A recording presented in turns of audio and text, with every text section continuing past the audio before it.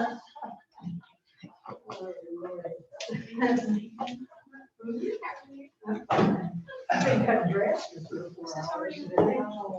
came in, I looked like I looked in the mirror and I'm wow.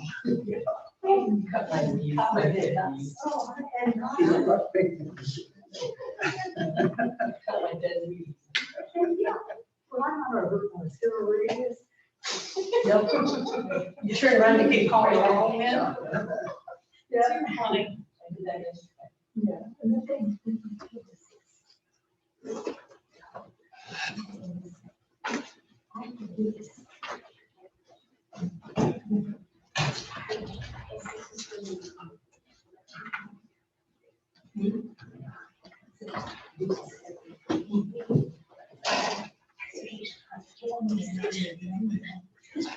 We're on the Floodplains chart right now. Here is how comments will come into the Zoom, and if we'll be able to see them on our screen or only here. Are you in the Zoom meeting? I was planning to join if that would allow me to see the chat. Yes, it will, as long as they chat everyone. You know, so just make sure that they, or you can put it out there to send a chat directly to you, or just message to everyone.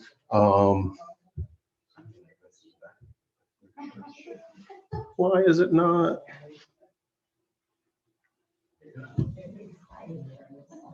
It's not going in. All right, hold on. But you can, yeah, so right now we've got it to where they can, there you go, thank you. We've got it set up to where people can only chat and host only. Yeah, and But that's we can fine. change that per meeting. Or if you want to just,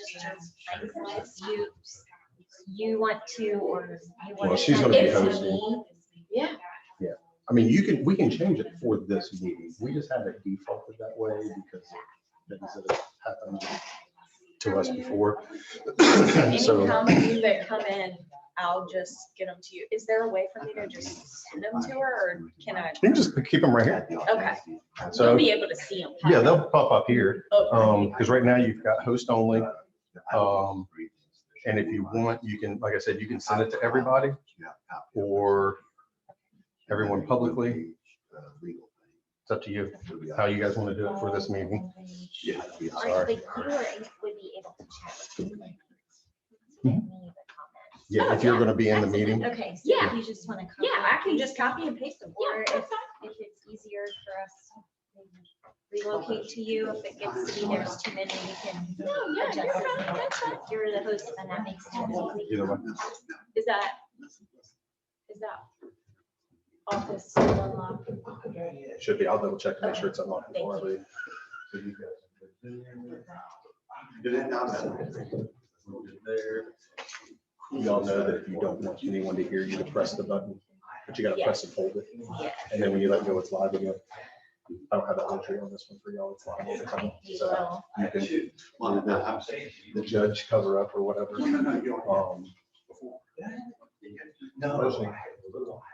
All good. I'm going home. Calling from India. I'm super far away. Presentation and you're able to put up and I'll just, That's right. next slide, yeah. And I literally live across the street, so. Okay. I'm less than a mile away, so I can either log in and help or I can be here. Okay. How's Cooper feeling? So far, so good. He wasn't too happy about it. He said it hurt. My son got his second shot today. And he's 12, so big, strong 12-year-old turned into mama's little boy again when they got home. He's like, Mom. I felt like the His big, strong family man went wilder. Yeah, that's what he's worried about. He was like, "Am I gonna do Super Bowl?" No, I did, my wife did, but our daughter didn't. So she didn't have a team. So we'll see how it goes. All right, we'll have fun. Holler at me if you need me.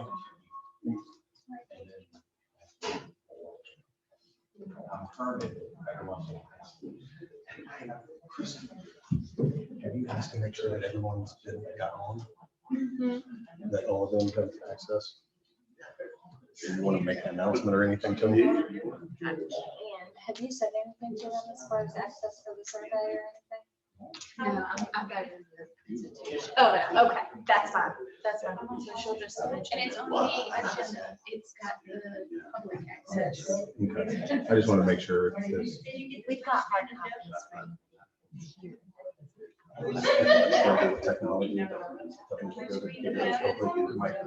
They're very well aware, I can assure you, after all those 2 years, they understand. We've got hard copy back. Very good. Okay. Well, thank They you. understand that. And we can even leave you some hard copies or somebody. Okay, well, that's fine.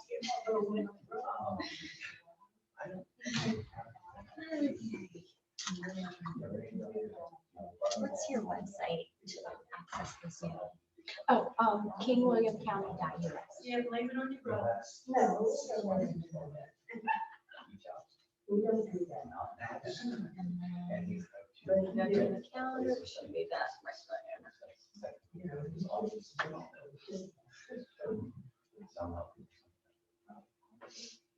Well, what, seriously, I was gonna say. Go back to your homepage. Unless it's up there. Here. That.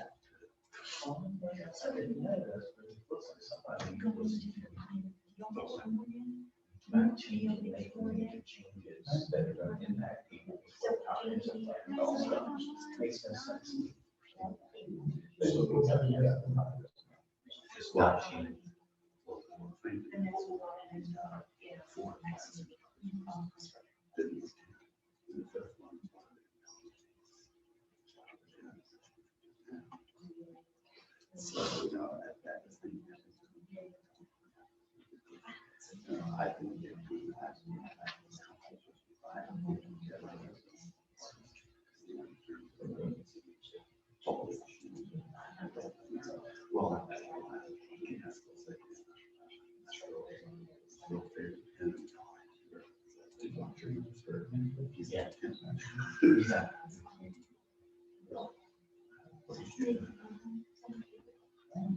anyway, so we. are we meeting for Sherry to confirm? She's talking to somebody else.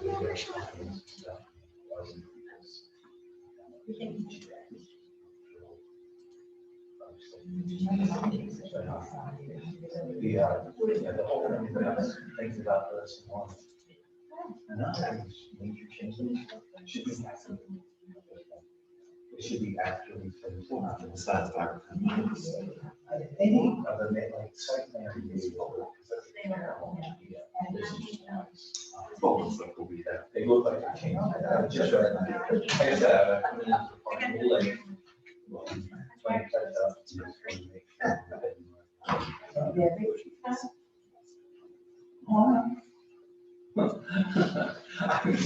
I like that. I did suffer in Nietzsche when I was.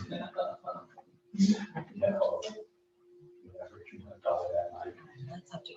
But I don't know where she is, but y'all can start if you want, it's fine. All right, we'll go ahead and get started.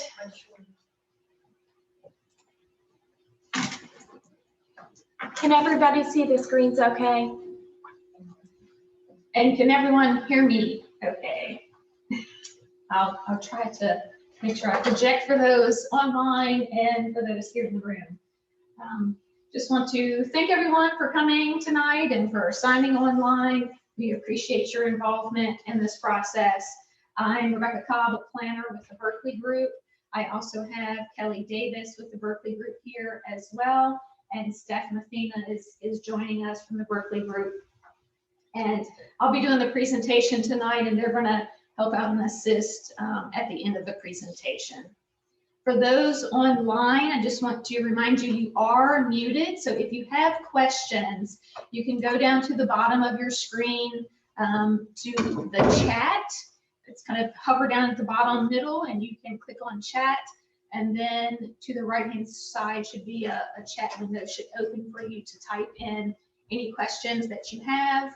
And Kelly Davis is going to work through those and likely at the end of the presentation, address those that come in. So next slide. And this is the open house meeting for the zoning and subdivision ordinance update. And we'll take a look at the agenda. Yes, thank you.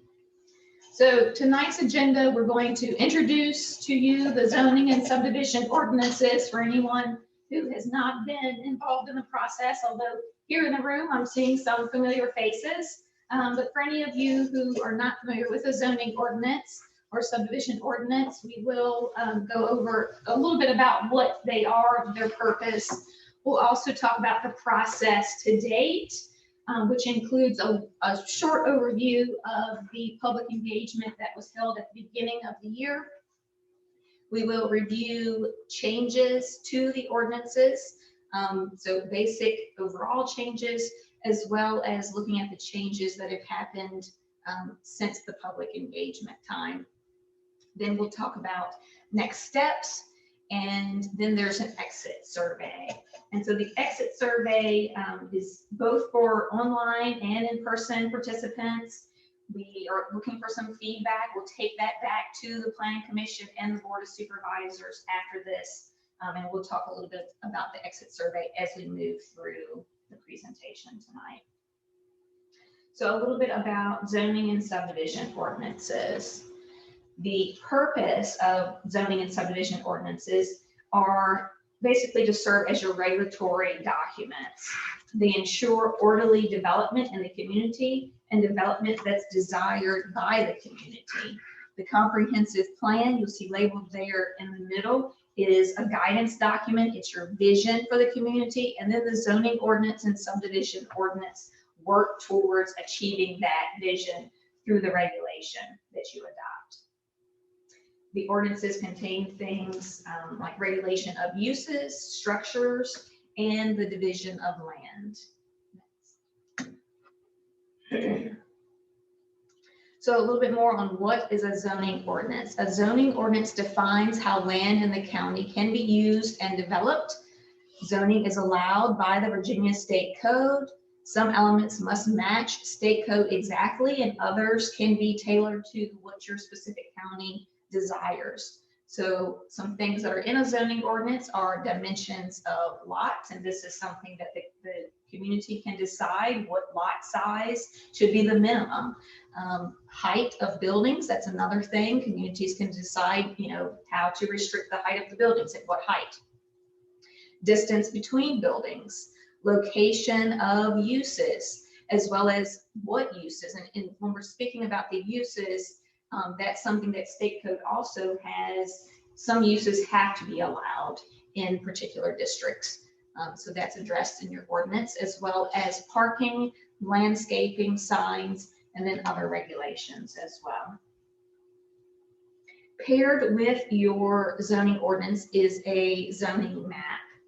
The zoning ordinance breaks the regulations down into zoning districts, and those zoning districts are applied to specific areas of the county, and it's depicted on the map on the screen. And you'll notice that most of King William County is shown in white, which means most of the county is zoned AC, or agricultural conservation. And then we've got the legend there to the right showing blue for rural residential, yellow suburban residential, then red, you get into businesses, as well as industrial is also depicted on the map. If you are unsure of what your property is zoned, you can access this online on the address that's on the screen. You can also call the county office and they'll help you if you have trouble online. Another thing to note about the map is that we're not making any changes to the map. So the map is staying the way that it is. We have not proposed any changes for that. So what is a subdivision ordinance? A subdivision ordinance defines how land in the county can be divided into parcels. And state code requires that every locality have a subdivision ordinance to make sure that there's orderly subdivision of land. Your subdivision ordinance is going to contain types of subdivisions, usually kind of a small, medium, large scenario, and then decides in those types of subdivisions what things are required. So street arrangements, infrastructure improvements, those types of things are in your subdivision ordinance, as well as it defines how the property is surveyed and what gets displayed on the plat and how it's recorded. So that's the basics of a subdivision ordinance. So why update? Why are we here doing this process? And predominantly that's because of change. Your community changes. There are new uses that come along, and you realize these are not included in our ordinance and we need to include them. New state regulations happen, the state edits or adds regulations, and so you want to make sure you're addressing them appropriately in your ordinance, as well as just general improvements. There's always nuances that you find over time, or conflicts or typos and those types of things, and just general organization improvements are always good as well. So the process to date. Early on in the process, the county hired the Berkley group to review the zoning and subdivision ordinance and draft changes based on best practice. We did that, presented that to the Planning Commission. Planning Commission reviewed those and provided some additional edits. We incorporated those edits, and then from there, there was a public forum hosted by the county. After that, there were some subcommittees who also reviewed portions of the ordinance that were they were most familiar with and were pertinent to them, and they provided some edits. All of those things were incorporated, and then we held a joint meeting with Board of Supervisors and Planning Commission to decide next steps. And so these are the most recent steps we've been doing. So at the beginning of the year, we held stakeholder interviews. There was a virtual forum and a survey. And then we took that information from that public engagement to the Board of Supervisors and Planning Commission in a joint work session. They talked about what all was heard through the survey and stakeholders and at the forum, and decided on some edits. We did that drafting and then met again with another joint work session. And now we're at the public open house. After this meeting, as I said, we'll take what we glean from here back to the Planning Commission and Board for another joint work session that will be held in July. And then we will talk about final edits at that meeting, incorporate those in the August timeframe.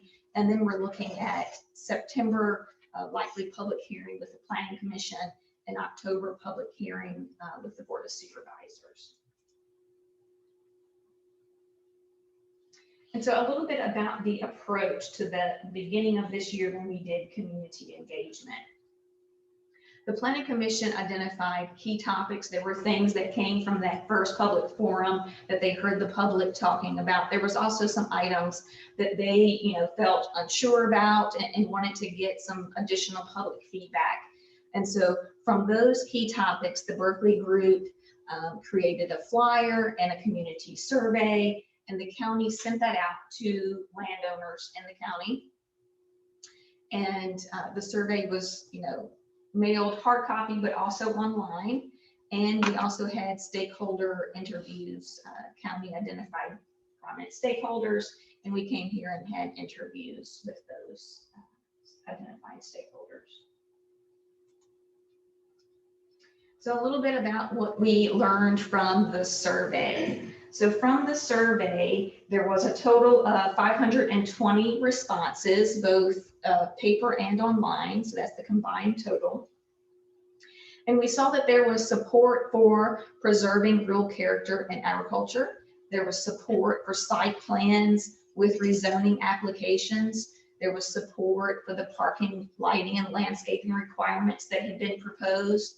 There was support for the minimum lot size for family subdivisions. This was something that was proposed to reduce. And there was support for the existing time requirements to hold family land for family subdivisions. So that was something that was a topic. The numbers had been increased through the first initial public comment. There was a lot of concern with that from the public. Planning Commission and Board decided to go back to what it is currently, which is 5 years and 3 years. And so we saw support for the 5 years and 3 years in the survey. Stakeholders, there were 4 groups of stakeholders totaling 11 participants. In the group were people from different backgrounds, different interests. There was definitely common themes though that we heard during these interviews. So there was support for growth that speaks to the character of King William County. Agritourism was one of those specific things that we heard again and again through those interviews.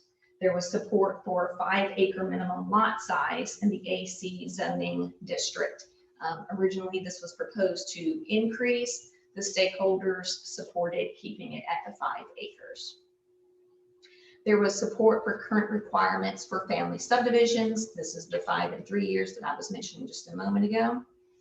And the stakeholders preferred that site plans not be required for rezoning of property. So this was a difference from what we heard in the survey.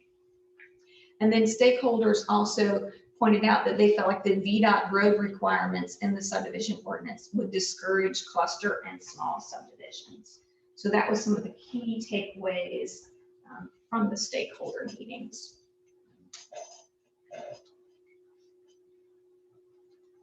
And so now we'll go into reviewing the changes.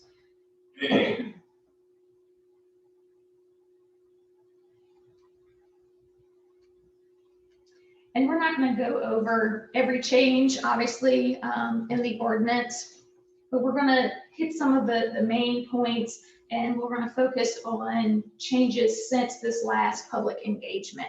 But just generally speaking about the ordinance, we added references to state code, we clarified language, we modernized the definitions so it's easier to enforce and to apply. We developed more detailed community design standards, and this included sign regulations, landscaping, and lighting requirements.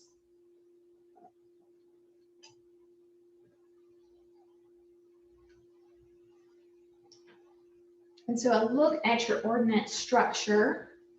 Next slide.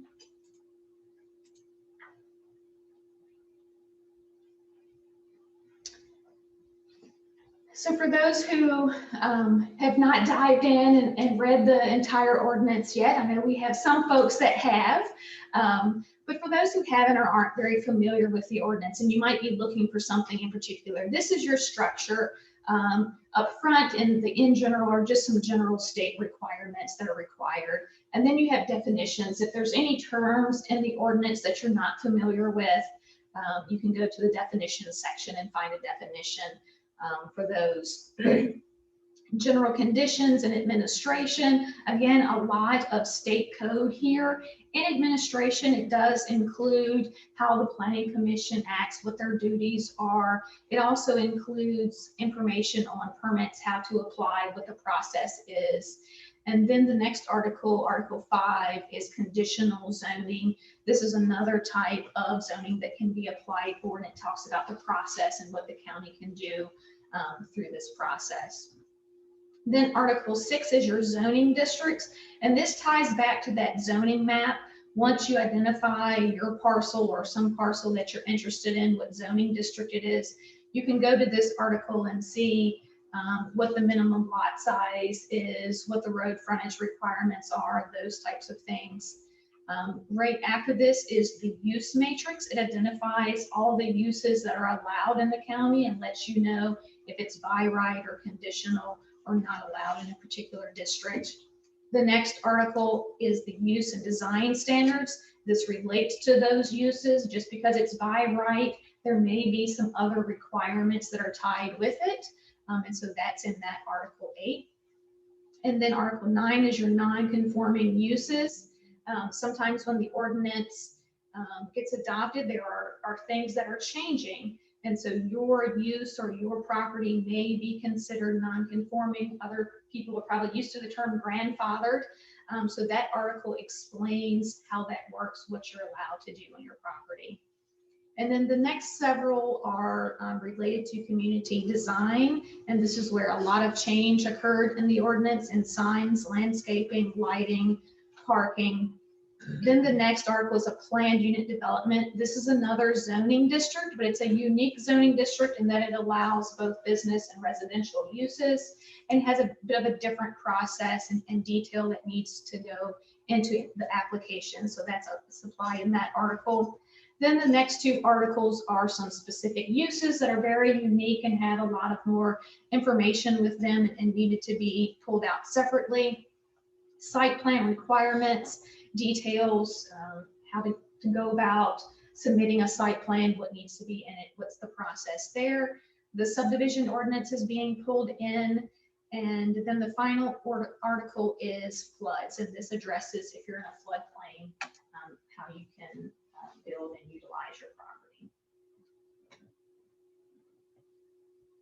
So Article 2, the definitions.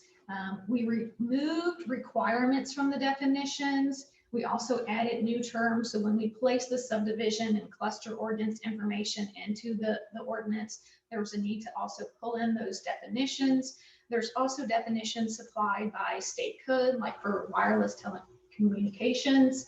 So they have been placed into the definition section. New uses, a couple examples here: commercial indoor amusement, personal services. These are terms that we're introducing as broad terms. So for example, personal services, previously your ordinance listed hair salon, pet grooming, florist, and listed all of those things individually. Here we're using broad terms, and so that definition explains that this is a broad term and what types of uses it would cover. The restaurant mobile is a new use, new to communities, and so we've added that in, as well as others. And then recent additions is agritourism, concept plan, and event venue were all added as new definitions in this round.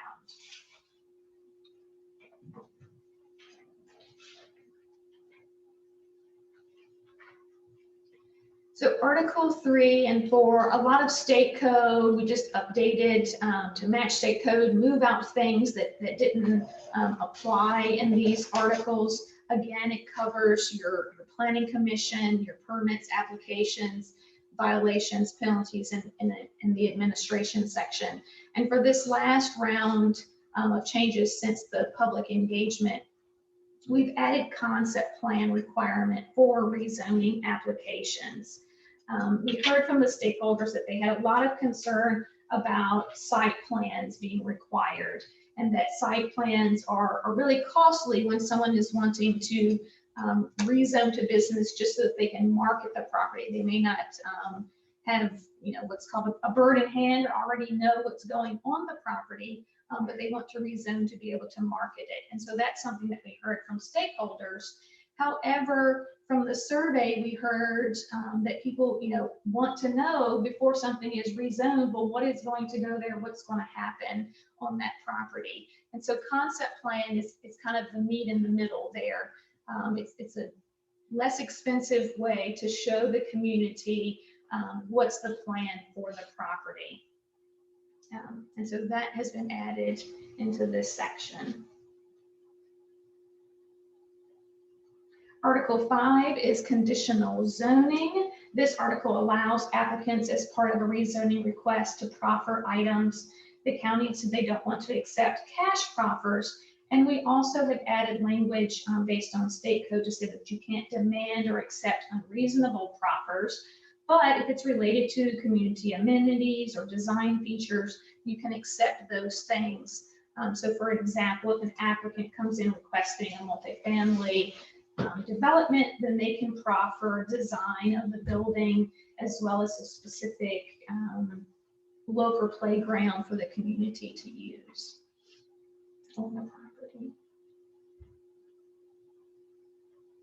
Zoning districts. So again, this is tied to that zoning map. Here are all the primary districts that are mapped out for you. And then there's special purpose districts and protection areas as well. Some of those are overlays that you don't currently see on the map. But again, this district, or excuse me, this article outlines all of the regulations for these particular districts. And it does that through a table. Next slide.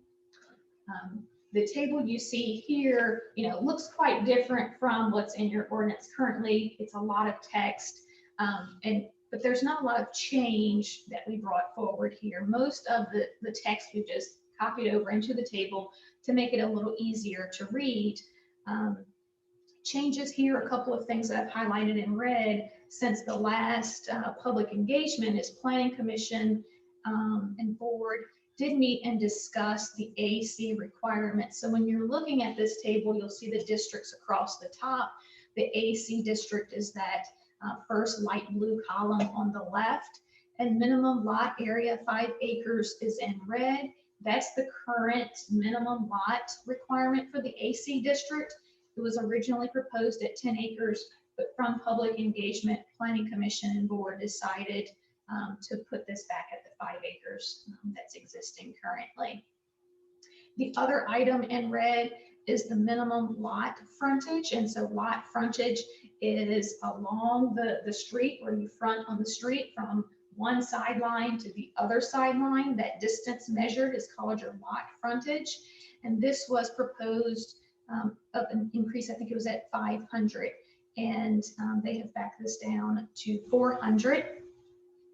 There are other standards proposed here from originally for changing. Those are in the setbacks for primary road, secondary road, are proposed with some increases. And from the stakeholder group and survey, we heard generally support for that. So no changes there since that public engagement. Let's see.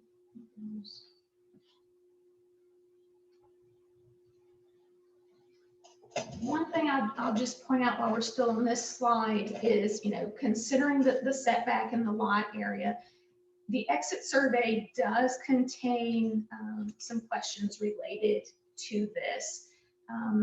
We heard from the community, like I said, that there's a desire to preserve the rural character and the nature of your community. And so some of the ways that other localities do that is by increasing the lot size. And some localities increase that lot size in ag districts up to 20, 30 acres. But we've heard from this community that you don't want to increase that lot size beyond the 5 acres. Other communities also increase the setbacks, which are proposed here with a small increase, as I mentioned. Also, localities will require tree canopy or specific landscaping, buffering requirements, those types of things. And so we would like you to consider that when you take the exit survey. There are a couple of questions related to that to see how you feel about if the Planning Commission or Board decides to add those into the draft document. So I just wanted to draw your attention and to consider that.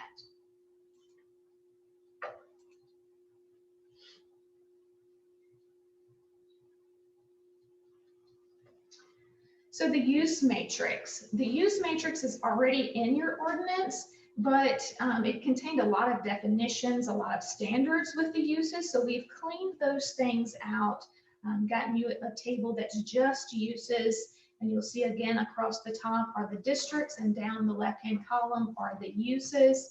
So you could use this by thinking of a particular use, finding it on the left-hand side, and then following that over to the right to see how it is allowed in the districts. If you see an R, it means it's a by right use. If you see a C, it's a conditional use. And if it's blank, it's not allowed. Another way to use this matrix is to find the district that you're interested in and follow it all the way down so that you can see, okay, what is every use that is allowed by right, what's every use that's conditional, and what uses are not allowed in that particular district. Since this public engagement, we have added agritourism and event venue. Agritourism is added as by right And this is something that is required by state code that in your agricultural districts it be by right. So that's how we have supplied it in the matrix. And then event venue is supplied as a conditional use in the AC, the RR, the R1, the B1, and B2 districts.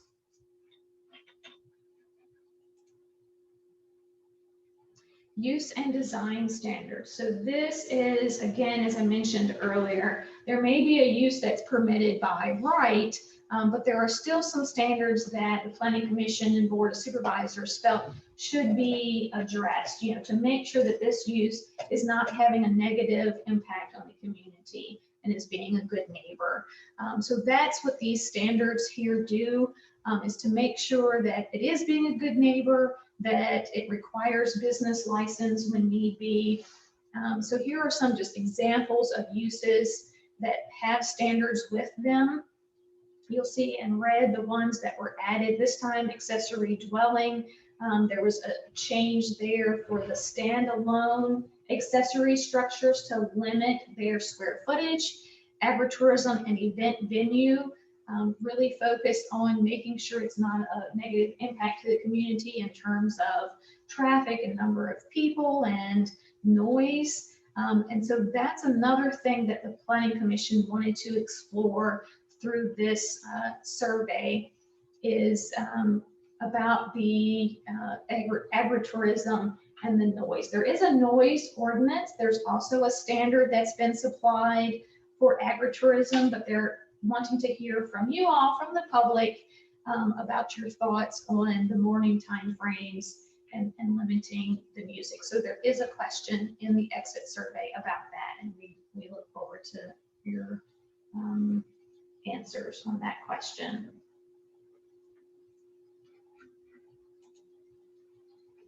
Then the next article, Article 9, is non-conforming uses and lots. And this is based on state code. Again, this you're probably more familiar with hearing the term grandfathered. And so this addresses uses that may be grandfathered, and it lets you know, can I enlarge, can I extend, how much, where can I do that?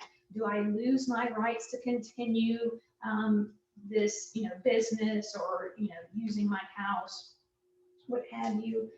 And so this article addresses those things based on state code and really did not see any changes in this last round.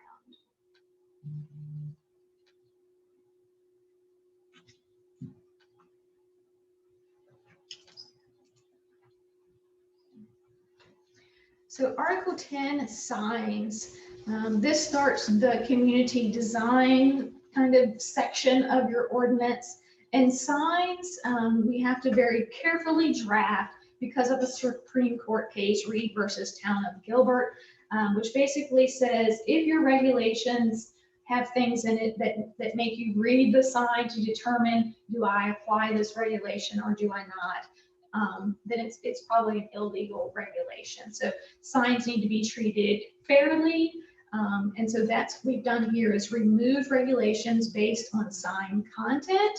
And instead we apply regulations based on the type of sign. So whether it's a temporary sign or a freestanding sign, or if it's a wall sign, then those all have different standards and requirements.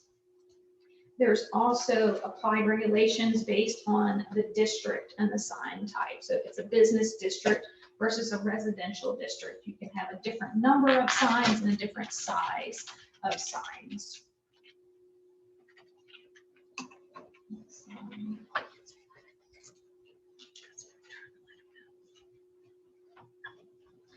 So the way we've done the signs is we have supplied two tables that do address, as I said, the signs by district. So on the left of your screen, you see the table for business zoning districts, and you see the signs listed there, how many is allowed, the size of the sign, the height of the sign that's allowed.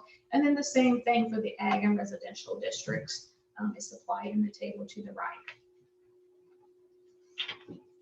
And for those that have submitted questions, we see your questions come in and we will answer them at the end of the presentation.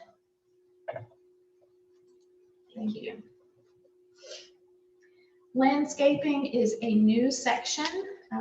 The ordinance currently kind of refers to landscaping and having a landscaping plan, but it didn't really give any details about what was required in that plan or what was required in particular areas. So here it applies to rezoning and conditional use applications. It requires buffers between business, industrial, or multifamily developments and the ag and rural residential properties. It requires screening of dumpsters and mechanical equipment. Fence height is restricted in residential zoning districts and business districts. And then there's also parking requirements. Once the parking lot is of a certain size, there are some tree requirements for those parking lots. Exterior lighting. This applies to business and industrial districts or businesses located within other districts. There are exemptions for security lighting, lighting of the American flag, holiday lighting, those types of things. There are limits of the height of lighting for the general business district and in the industrial district, just to cut down on light pollution, light trespass, that sort of thing.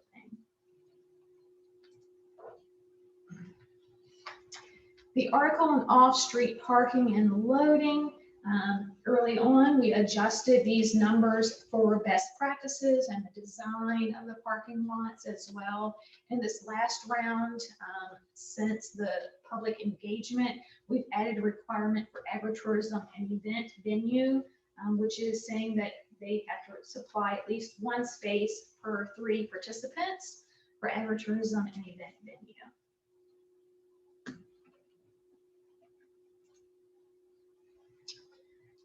The article on the PUD or planned unit development, again, this is a zoning district that is unique, and we want to make sure that when applications come in for this, it is a good development with good design. And so those were the elements in this article. It really didn't see changes through the public engagement time that we had. Next is telecommunications. This was largely changed based on state code. There are small cell facilities, speed limitations, reasons for disapproval. All those things are in state code, and we pulled them into the ordinance.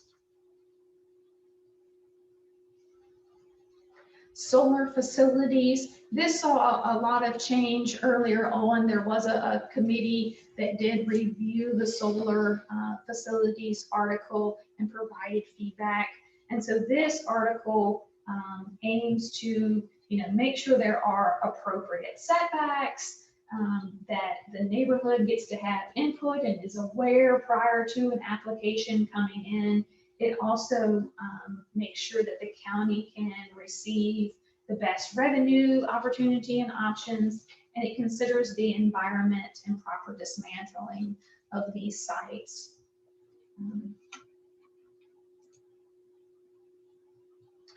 Site plans. This, and I do have an example of a site plan on the screen to the right. Originally, this was just updated for clarification in state code. And then through the public engagement process, we heard the concerns about site plans during rezoning. And so we've removed that here. You'll recall that I mentioned the concept plan earlier on that has been added to take its place. So it's not that the community won't, get to hear what is going to be on a piece of property. It's just going to look a little bit different. And we have supplied a couple of documents out front on the tables for those of you who are in the room, and we'll try to get those online as well for folks to be able to see if you're wanting to know a little bit more about what is a concept plan, what is a site plan, and how those differ and are utilized. We have that available.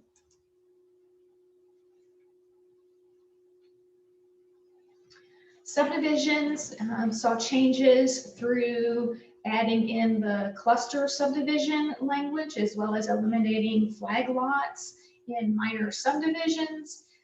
There was a lot of discussion in subdivisions, mostly about family. And so we are maintaining the consecutive years of ownership, that 5 years for the owner and then 3 years for the person who receives the property. One change that did occur after the public engagement is to expand the definition for family. So currently it's spouse, child, grandchild, grandparent, and they've expanded it to include niece and nephew. So you can now grant your niece or nephew a piece of property as well. Floods, this article covers flood management, floodplains, and thank goodness these are not King William pictures. And that's the purpose of this article, is to prevent damage to properties. Largely based on state code, it had been updated not too long prior to us starting this process, so not a lot of changes happened in this article. So next we'll do next steps and exit survey. The next steps include, we're just finishing up the public open house now tonight, and then in July we'll take all of the information to a joint work session with the Planning Commission and Board of Supervisors. We will hear any edits that they would like to make. We'll make those in August and work with staff to ensure that they all get incorporated appropriately. And then Planning Commission can hold public hearing in September and Board of Supervisors in October, with potential adoption at that point. So tonight I've mentioned the exit survey several times. You can access that by using your smartphone camera on this QR code, and it will pull up the exit survey for you. You can type in the web address for SurveyMonkey that we have on the screen, and that will also pull up the survey for you to take.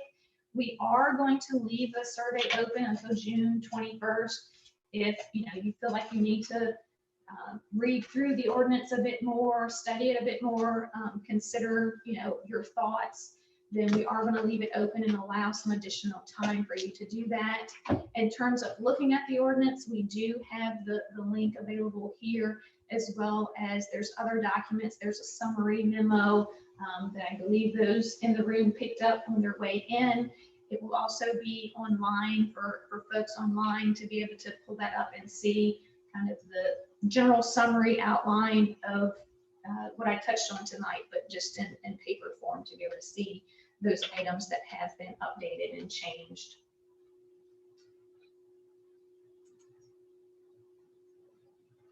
So I thank you all for your time tonight, your dedication. If you have been with us through this process, just thank you for sticking with us, and I hope you'll continue to do that and provide feedback through the exit survey.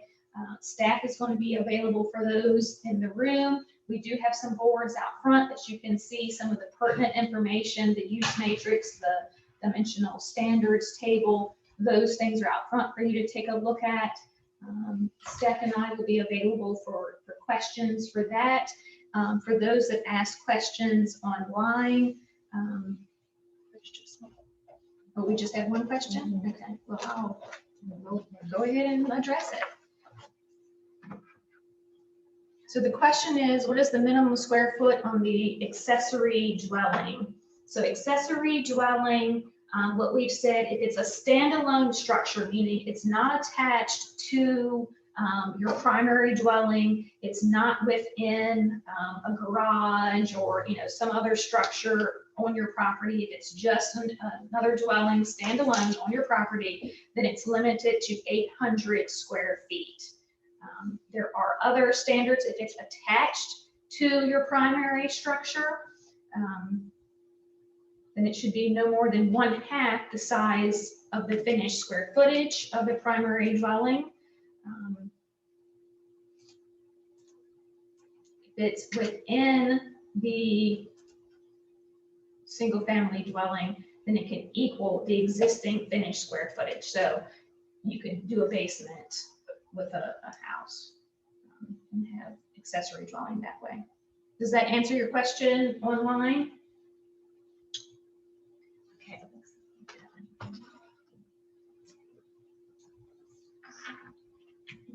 Okay, we've got an He said yes. And then I will pull up. So we have a question that says, please interpret section 86-205 and how it impacts someone that has 3 acres or 5 acres of land and wants to build a home. So if you'll give us a moment, we'll just bring that up quickly.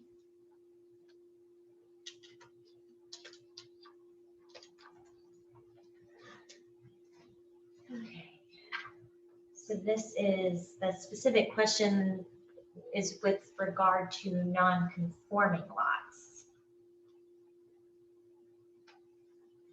So I think the question here is if you have a parcel that's currently smaller than the minimum lot size that's being adopted, which actually in this case with the 5 acres is not a change. So you would already be considered a non-conforming lot. And so non-conforming lots, we do have a guide that shows an example of this. But for example, you can continue to use your property as long as you meet setback and other requirements in the ordinance. So say you're putting a house on the property, if you can fit that house on the property, meet the setbacks and other requirements in the ordinance, then you're okay to build on that property. If there's a structure already there and you want to add on, it's the same thing. You need to meet those setback requirements to be able to do that.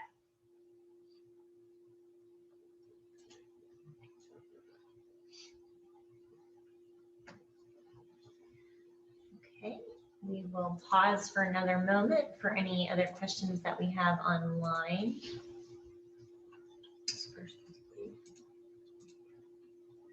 And I can continue to take and field questions that come in online if we have any others. Otherwise, All right, so yeah, Kelly, thank you. She's going to stick with the folks online. If you're done, you don't have any questions, you're welcome to peruse the website, the ordinance, take the survey. If you've got questions, put them in the chat and Kelly will answer those. And Steph and I are going to head out to the boards for anyone in the room who has questions. So thank you for your participation tonight.